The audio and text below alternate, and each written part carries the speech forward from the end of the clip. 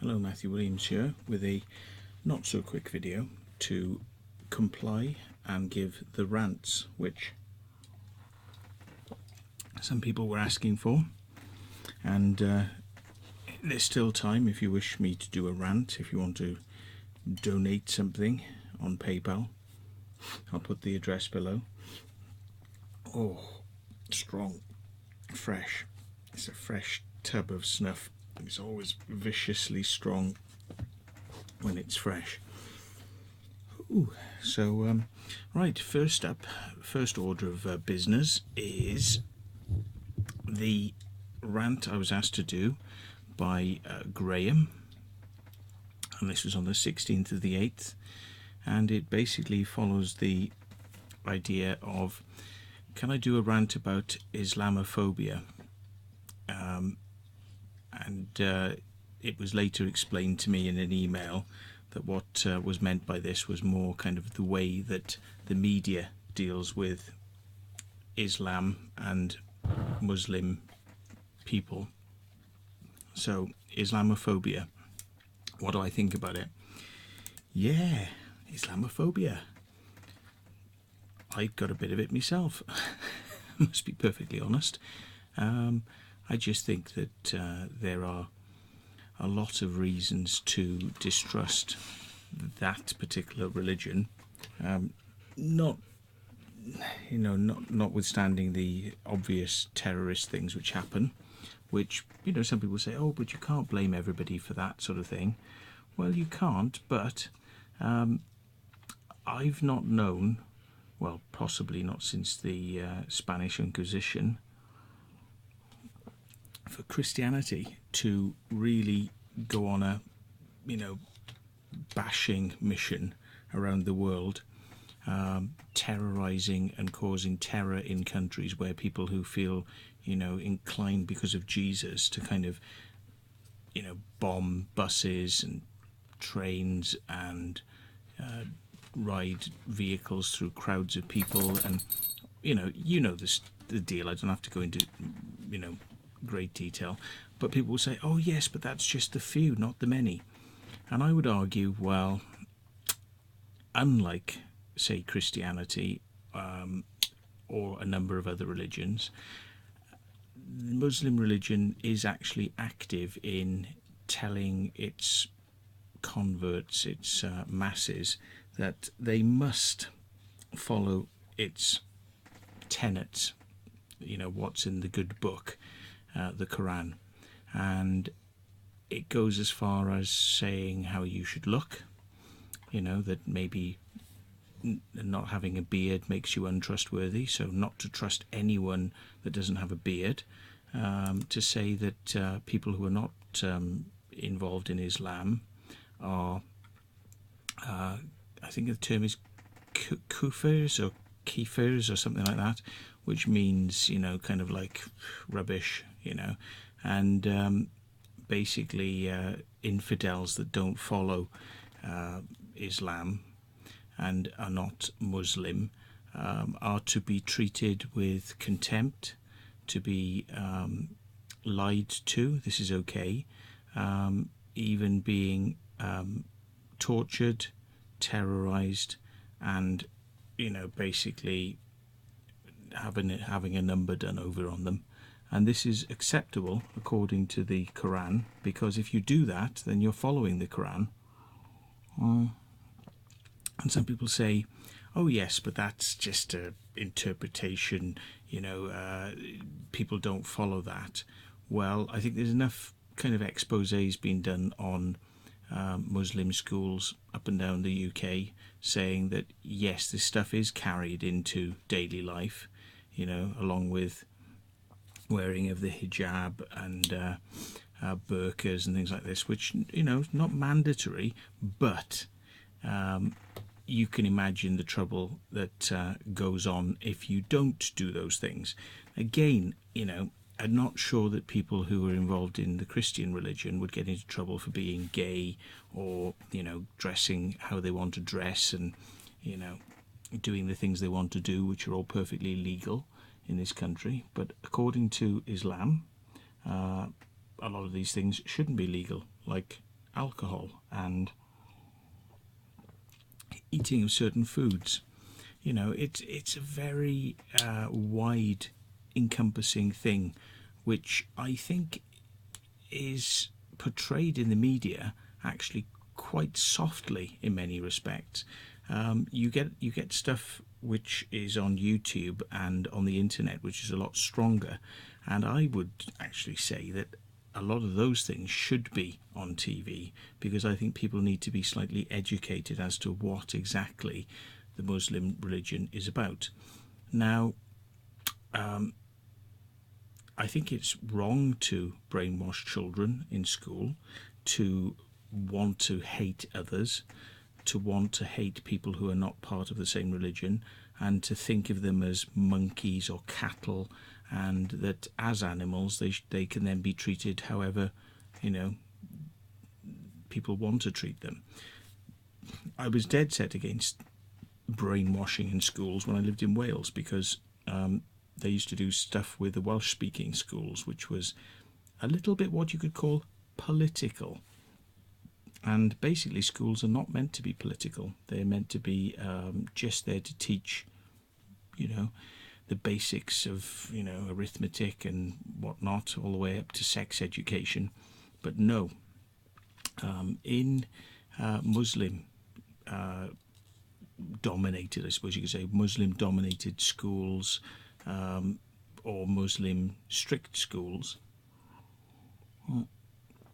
not only are many British subjects now being avoided, things like Christmas and certain types of food and all sorts of things. So basically the minority is dictating all along the way to the majority as to what their demands are and what they feel that they're entitled to, and whatever they can get away with, basically. And it's a step-by-step process. So would I say that there is Islamophobia on TV? Yes, I would say there is. I think that it probably doesn't go far enough, because I think education is probably the best way to deal with these problems, because I think we have to stamp out politics in schools. We have to stamp out the religious aspects which are impinging upon other people's ability to eat certain foods, do certain things, say certain things. You know, practices which have been going on for a very long time are now kind of, you know, considered unhealthy at schools, you know, and all to meet the needs of the minority who might be offended. Well, yes, I would say that makes people afraid, because they think, well, if this is what's happening now, what's going to happen in the future? So that's what television is talking about a lot, and that's what causes the Islamophobia, is because badly informed television programs which only go halfway because they don't wish to say certain things which might offend, and I think there's a certain amount of fear from the program makers of reprisals, which could come in the form of terror attacks. I mean, look at Charlie Hebdo, you know, the cartoonists, and they got their offices shot up and people killed. I mean, I think people are afraid to actually speak out. And journalists and the BBC and ITV, they're all kind of, you know, they're very careful about how they deal with these things. And the way they normally deal with it is through the use of balance. But of course, when you're dealing with, you know, a cult-like religion, which I think the Islamic faith is, you're not really going to get the honest answers that you're going to you would normally get when you ask the questions about, do you do this, do you do that, do you teach this, do you practice this?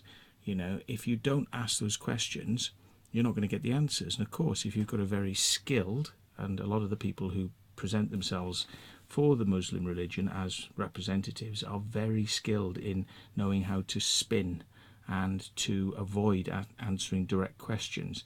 So, if you ask a direct question, you can expect a offhand answer. And, this is the sort of way that they stall. They stall, and it allows them to talk about what they want and the way that they want it and how things should be for them and da-da-da-da, but they don't answer the question. And I think we need a bit more of Jeremy Paxman. It's like will you answer the question? And it's like, no, will you answer the question? No, will you answer the question? We need some more of that, but unfortunately, I think the population is slightly afraid to ask these questions, and certainly television is extremely afraid of answering and asking a lot of these questions. And the only way they can deal with it is through this balance where you get somebody saying, oh, this is the way it is, and then you get somebody who's involved in that religion kind of jamming and jamming and jamming so that the answer doesn't get given directly. And it comes down to things like is it Sadiq Khan, the Mayor of London, saying things like, we have to get used to terrorism now, this is a part of our daily life.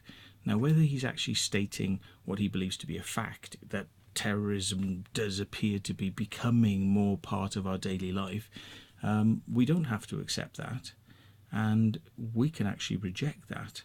And I'm surprised that Mr. Khan, who is a Muslim, would suggest that we would accept a state of living which is less than what we would expect.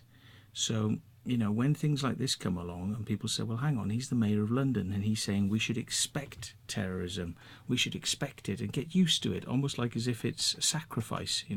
Every once in a while you have to have a sacrifice because you are the kafirs and you are the infidels, so expect it. But they don't come out and say that. What they do is they say, oh, isn't it terrible, but we should expect more of it and expect more of it. And that's the way they get around it, you see. So I think people are kind of scared because, if you live in a city, the last thing you want is to have the risk of terrorist attacks on your trains and on your buses and things like this. And it's one reason why I hate cities. I never go to cities because they're overcrowded. They're basically becoming a little bit ghetto-esque in many respects. And some people say, oh, Matt, that's very racist. Well, I think the BBC actually did a TV programme about this where they said, a lot of people are moving out of London because, crowds of foreign people from all parts of the world are moving in and taking their houses. And these people don't want to integrate, they don't want to fit in, and they want to basically create their own little segregated community in a street or in numbers of streets. And because of this, people who've lived in London all their life are now getting out. So I suppose, yes, when you see programs like that, which are factual, they do deal with the situations which, find people not wanting to live in these places anymore. And I got to be honest, I can't blame some of these people for being slightly put aback because things are changing very quickly, and I think the amount of immigration which has been foisted upon the UK doesn't help. And non-targeted immigration, just, hey, anybody, you can come, So this is, sadly, I have to say, why I was pro-UKIP, because UKIP were basically calling out exactly what was happening and saying, look, society is changing and changing fast, and none of us asked for this, and it's something that's been thrown on us. And why? Why is it being thrown on us? And the best answer I can come to for an explanation of why all of this has been thrown upon us is because, well, divide to rule. You've got to keep people on their toes.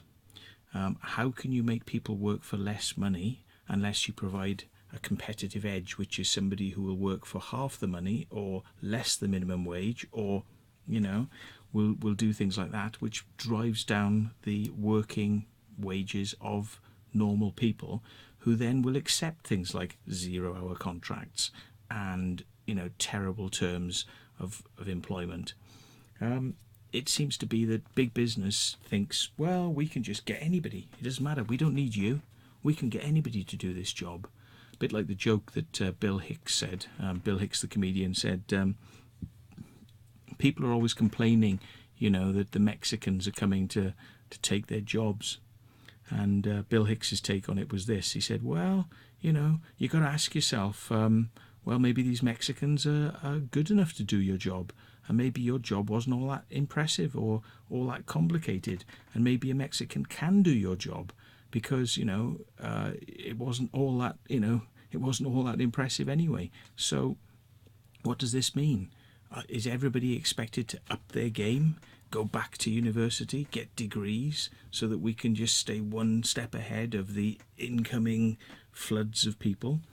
Well, that may not be the case for much longer, because we are in the process of Brexit, which may slow these things down radically. But it's just odd, isn't it, that you know, people like Tony Blair are piping up saying, oh, we can still have the European Union, and we can slow down the immigration. He's one of the people that actually caused it to happen. Yeah, and he's now saying, oh, we could slow it down. Yeah, where were you, Tony, when this was happening? And you were actually saying, in you come, everybody. I mean, you know, it's really shooting yourself in the foot, I think, to go about, you know, letting the rest of the world basically come in unquestioned and come into the UK, especially if they come in through the European route, or if they come in with some sort of excuse of, you know, oh, I'm living in a country where I'm persecuted, you know, and, you know, all it needs is an excuse like, well, I'm gay, you know, and they will kill me. And it's like, oh, well, maybe we'll give you asylum. And, you know, gangs of these people who are not gay or not being persecuted or not under threat of death, they know all the things to say to get into the country. So even though they've got no skills, they've got nothing to offer, you know, unlike these skilled workers we keep being told about, there's a lot of unskilled people coming into the country and managing to get welfare and everything else purely for the fact that they're considered a vulnerable category. So, you know, yeah, I think there is a lot of Islamophobia in the press, but like I say, I think there actually needs to be more. And I think now that we're starting to sort of flex our, you know, our muscles a little bit on this subject, I think as Brexit comes closer, you're going to hear more and more extreme views, which I think a lot of people are actually going to be agreeing with, in so much as, like Nigel Farage says, or has said, why don't we have a Australian style system whereby the people we let in are the people who can actually benefit us in some way, like they have skills, or they can speak English, or they actually want to be in the UK, not that they're coming here through some sort of pain of, you know, whatever, and then once they're here they say, well, I've got a right to be here now, I'm going to change your country to be like I want it to be. You know, I mean, when you come on bended knee to a country saying, please let me in, I will, you know, I will be good. Yeah, this is not what's happening. It's, please let me in. Oh, now I'm in. Fuck you all. I'm going to change your country. I'm going to take it over. Yeah, and you know, some people say, oh, that's you know, that's a little bit over the top.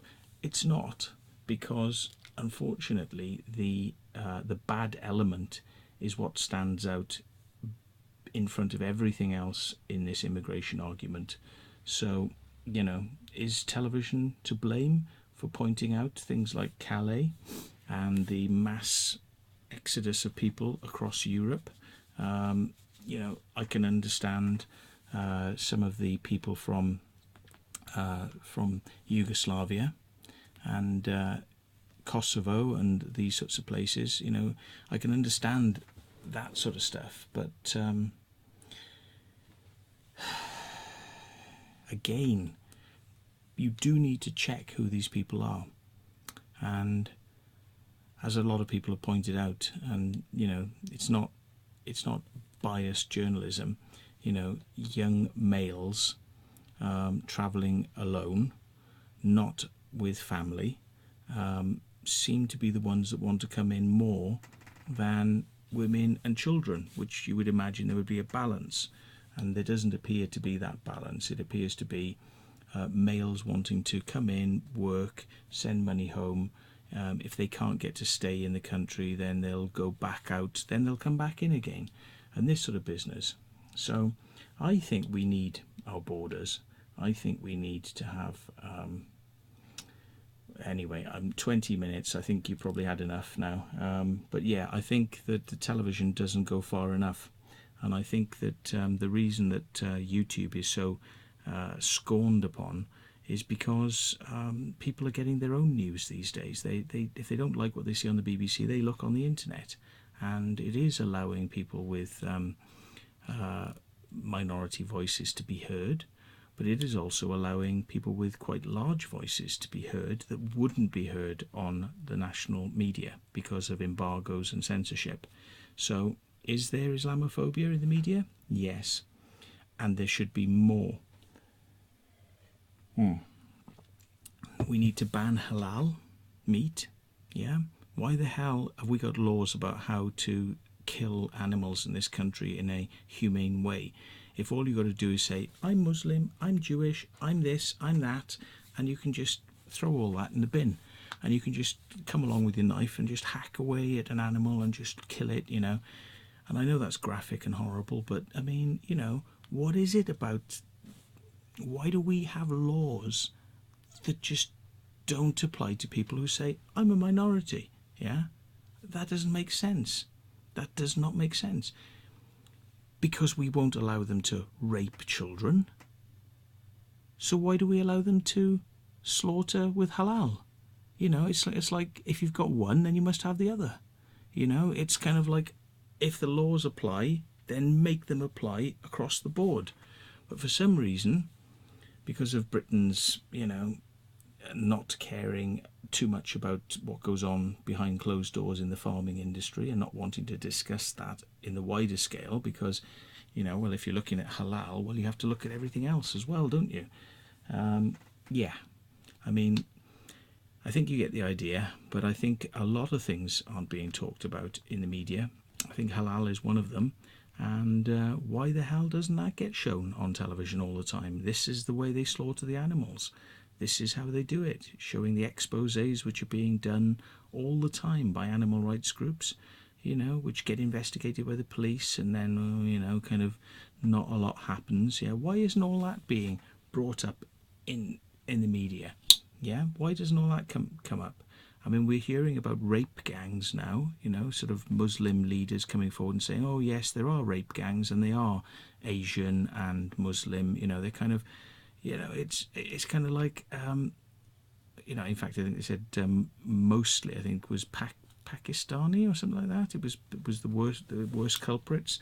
Anyway, I mean, it's refreshing to hear people saying these things because this is almost like taboo subjects. You can't call them over there the bad guys, even if what they're doing is bad, because they might get upset.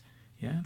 I think we are starting to get to the point now, maybe Brexit has actually made people think, actually, we can say something, we have the right, you know, let's speak up about this. And I think more is required, more honesty is required, and more truth needs to be spoken about all the very awkward subjects which surround all religions, but including the Muslim religion, because I think that is quite pressing, very pressing. It's like Jim Jones type pressing, like you know, like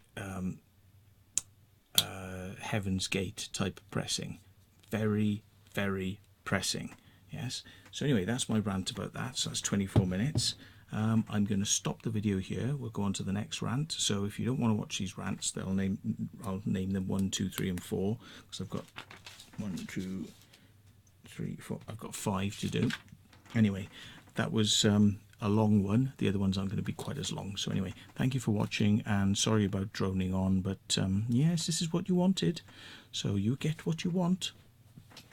Anyway, hope I haven't got some people to unsubscribe with my points of view, but hopefully balanced enough, I hope. And if you have any problems with what I've been saying and think that I must be crazy and what the hell am I on about, please leave some comments and I will send you the links for the videos which will open your mind. Thank you very much.